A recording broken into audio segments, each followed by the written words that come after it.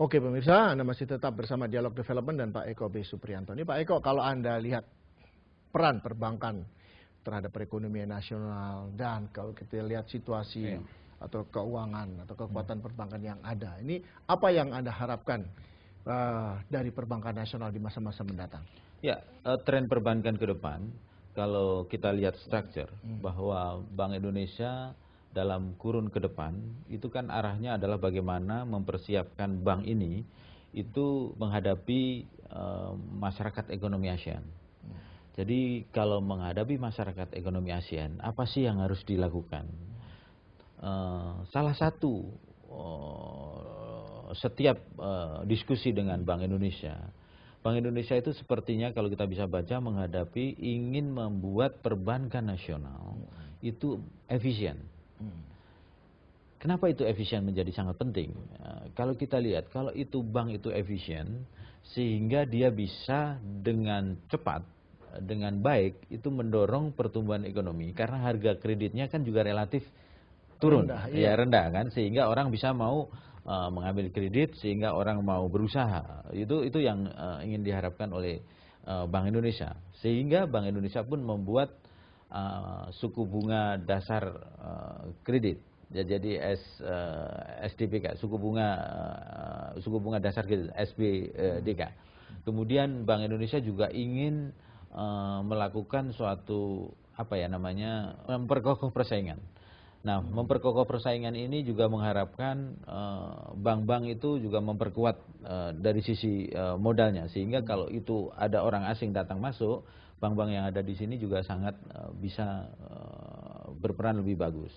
Cuma masalah yang yang masih mengganggu di dalam riset kita, analisis kita, kenapa perbankan kita begitu senang membiayai sektor konsumsi? Iya. Ini yang sebenarnya bertolak belakang daripada keinginan istilahnya keinginan daripada studi-studi peran dari sebuah perbankan kan. Ternyata setelah kami berdialog dengan beberapa teman perbankan, itu karena risikonya rendah, tingkat keuntungannya tebal, karena Anda bisa bayangkan kredit dengan suku bunga 40%, kalau harga dananya itu 9%, tingkat kredit macetnya 2%, Anda bisa bayangkan tingkat keuntungannya berapa persen. Cuman kalau kita lihat ini juga begini, terkait dengan masyarakat ekonomi ASEAN, kita kan otomatis akan bertarung langsung dengan bank-bank Singapura dan Malaysia yang ukurannya jauh lebih besar daripada rata-rata perbankan nasional. Nah, ini kesiapannya bagaimana? Apalagi bank-bank Singapura dan Malaysia ini juga memiliki saham yang cukup kuat dalam perbankan nasional di sini. Jadi kita melawan itu dengan tangan kosong yang seperti sekarang, dengan persiapan yang sekarang ada, pasti kalah. Kalah pasti. Secara size kapital, dia untuk mencapai laba 1, dia hanya membutuhkan NIM 3%. Kita untuk mencari laba 1 misalnya, kita harus membutuhkan NIM 6%. Dari sisi efisiensi, market disiplin sudah kalah kita, sudah kalah. Kemudian dari sisi yang lain, network, kita kalah. Kita nggak punya bisa resiprokal, agak susah itu kita berharap. Mau di mana kita nggak bisa. Yang harus diwaspadai dan harus dilakukan oleh pemerintah adalah memperkuat local bank. Bank BUMN ini dikuatin. Caranya adalah pemerintah jangan terlalu banyak ambil dividen. Yang sekarang itu 30%. Kalau 30% dari 9 triliun kan itu lumayan juga, 3 triliun. Tahun lalu masih 50%, sekarang udah agak mendingan lah, 30%. Nah, ini dividennya nggak usah diambil, menjadikan modal, karnya naik, ekspansinya jadi sangat tinggi. Dan Bank Indonesia membuat suatu kebijakan yang sama, sehingga bisa memperkuat daripada struktur pasar kita. Jadi kembalilah itu yang namanya bank-bank, peran bank-bank BUMN. Yang kedua yang ingin kami lakukan di sini, di dalam nanti seandainya Bank Indonesia membuat pembatasan kepemilikan asing, itu adalah yang punya bank itu harus perusahaan dalam joint venture dengan dalam negeri. Satu itu. Terus yang kedua, bank swasta asing ini ngambilnya tidak hanya dividen di belakang, tetapi di depan juga bisa. Misalnya, kalau misalnya ada satu bank asing yang regional membuat satu program, misalnya untuk meningkatkan value sebuah bank gitu, biayanya adalah memakai biaya bank yang ada di Indonesia, berarti kan biayanya keluar duluan. Iya. Ya ini kan yang kita harus waspadai. Itu yang kami bilang, memperkuat struktur kuda-kuda dari perbankan nasional. Kalau soal efisiensi manajemen, kalau saya lihat bank-bank dari Malaysia dan Singapura ini kan banyak posisi-posisi strategis dipegang oleh orang dari berbagai macam bangsa. Mereka memang mempunyai track record yang dahsyat luar biasa. Betul. Karena mereka sadar bahwa kalau memaksa diri harus pakai orang Malaysia atau Singapura, mereka tidak akan bisa membangun sistem manajemen yang efisien dan profesional. Nah, masalah di Indonesia kan kelihatannya corporate culture seperti itu belum ada.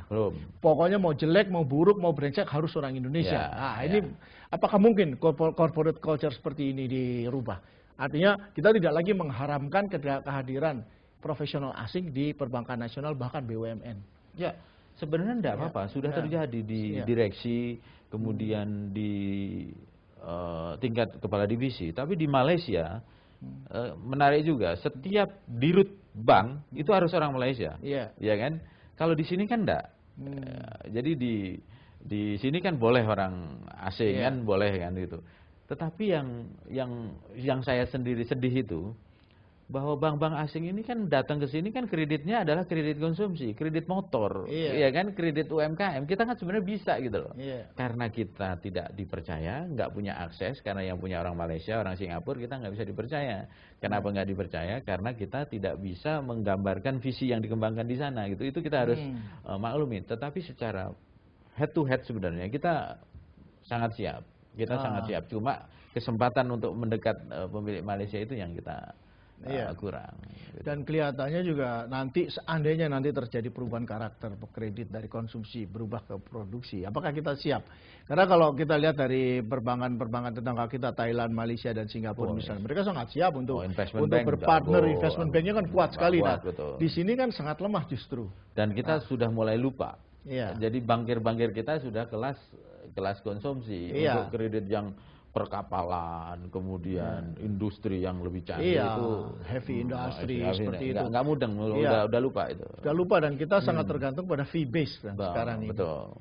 Dan fee base-nya itu sebenarnya juga bukan transaksional, tapi fee base-nya itu yang lebih banyak karena pencadangan. Jadi kredit macet dikasih cadangan, kreditnya diolah-olah dikit, jadi keuntungan. Ini salah satu alasan kenapa saya khawatir bahwa nanti apabila masyarakat ekonomi ASEAN ini betul-betul terwujud, wah, bank-bank kita bagaimana ini? Ini belum terwujud aja kita udah mendulukan. Udah masuk. Jadi ini mendahului zaman sebenarnya. Jadi zaman kita 2014, tapi zaman sudah masuk dari tahun 2000 bank asing. Ini sudah masuk. Kalau toh itu dibuka, nggak akan ada orang masuk lagi. Karena mereka sudah masuk di dalam gitu. Ini di banking, di asuransi itu peraturan 80%, tetapi faktanya 99% juga masuk. Dari seluruh lapisan. Tapi kita juga harus siap memperkokoh perbankan nasional dengan meningkatkan modal yang ada. Mudah-mudahan masyarakat ekonomi ASEAN mendatangkan lebih banyak manfaat daripada mudaratnya kepada Indonesia. Dan pemirsa dimanapun Anda berada, kita akan berjumpa lagi dalam Dialog Development edisi berikutnya.